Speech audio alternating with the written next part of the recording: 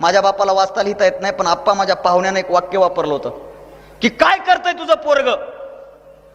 माहित ना काहीतरी शिकायला आहे औरंगाबादला. अरे काय करताय सांग. माझ्या वडिलांनी उत्तर दिलं होतं काय करतंय माहित नाही, पण जे काय करतंय ते लय चांगलं करतंय.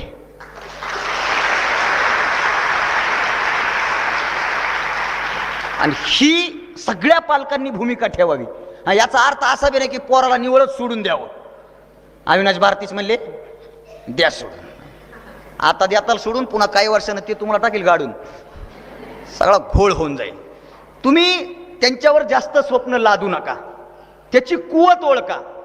आणि आपल्या लेकराची कुवत आपल्याला चांगल्या पद्धतीने माहीत असते, प्रत्येक पालकाला ती माहीत असते, म्हणून ते लादू नका. पोरांना सांगणे जेवढी आपली अवकात आहे ना तेवढेच स्वप्न बघा.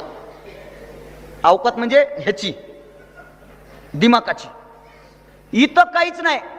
थोडं थांब रे, लाल गाडीतच येईल, लाल दिव्याच्या गाडीतच येईल.